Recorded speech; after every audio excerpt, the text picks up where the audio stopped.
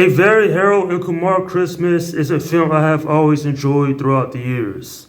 Personally, this is not one of my favorite holiday movies, but it is very enjoyable and still holds up pretty well, even more than a decade later. Taking place 7 years later after the previous film, Harold and Kumar, they have separated. They are no longer friends. But when Kumar gets a package that actually has Harold's address on it, he takes it over there where he inadvertently burns Harold's father-in-law's prized Christmas tree. Then the both of them have to go on another adventure to find a new one. I've always appreciated this film, especially considering it's quite a step up from the previous installment. It's quite funny, and quite frankly, it's also a decent cinematic Christmas experience. In my opinion, this is a fitting conclusion to the trilogy. And sure, while there are some plot holes and some of the new characters don't get a whole lot of that character development, this is still a nice Christmas film for adults. This movie is simply good, entertaining fun. Granted, it's not for the entire family, but as far as adult Christmas movies go, I wouldn't rate this that high. Don't get me wrong, I do have a guilty pleasure for it, but personally, I think that Bad Santa is better. Like, that's one of my favorite Christmas movies of all time. I watch that every year around the holidays. And generally, there are some memorable characters there. Of course, there's Harold and Kumar, Kal Penn and John Cho. Definitely, the chemistry always works. One of the main reasons of why this trilogy was so successful. And the thing is, while Harold and Kumar haven't seen each other for years, I wish we had gotten a backstory to why their friendship had fallen out. I mean, both of them have new friends in the form of Todd and Adrian. And personally, I thought these two characters, they're decent. They do have some funny moments. And granted, they make the film lighthearted in terms of their delivery. And I also like how this film does references to the first movie, which I thought was pretty cool. Speaking of which, Harold and Kumar, they do run into Goldstein and Rosenberg. Them eating at that restaurant.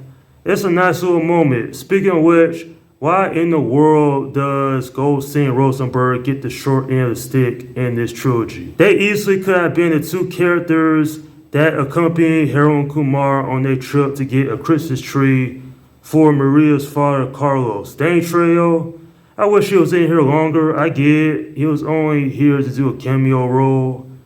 But still, I would have liked if he showed a little bit more. I mean, you can never go wrong with having Danny Trejo in your film. Even if I think the 3D is overdone here, because there are some moments I was saying, okay, do we really need that shot?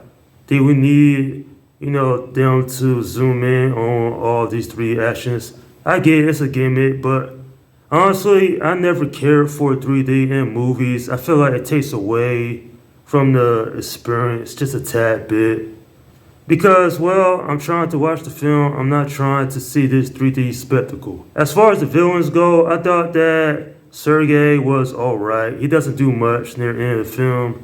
In fact, to make matters worse, he just sits in his apartment watching TV. It's not like he confronts Harold and Kumar at the end. I was like, what was the point?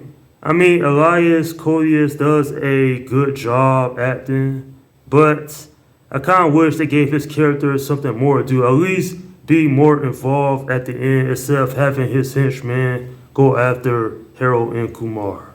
And while Neil Patrick Harris doesn't have much to do here, he's once again relegated to cameo role. His performance is just hysterical, like literally one of the best parts of this film. Like I said beforehand in an old review, him being part of this whole trilogy is why his character works so well. One thing I want to point out though is that while we haven't gotten a fourth film as of yet, I'm wondering what's taking them so long. I mean, for crying out loud, how hard is it to make a fourth movie? I do like this trilogy. I'm a fan of these movies. Even if they're not perfect, there are funny stoner comedies. This one right here, it's not the funniest, but it definitely is the most heartwarming. There are some scenes here between Harold and Kumar that really touches the heart. And there also is some over the top comedy, just as you expect from a trilogy like this. At the end of the day, this one is quite intriguing despite some of the issues I have with it. It's not perfect. It's not a great Christmas movie in my opinion, but at least it's thoroughly enjoyable for what it is. I'm giving this film a 7 out of 10. As far as trilogies goes, this one still holds up pretty well, but seriously, where's that fourth movie because Cal Penn and John Cho ain't getting any younger? Anyway though, this is quite a journey that Harold and Kumar embark on. Not as great compared to their first adventure, but still very entertaining despite some issues that I have with this. And that's my review of A Very Harold and Kumar Christmas. Okay, leave your comments down below in the section and let me know what you think about this movie. Alright, this is Slim Guy 172 saying, peace out.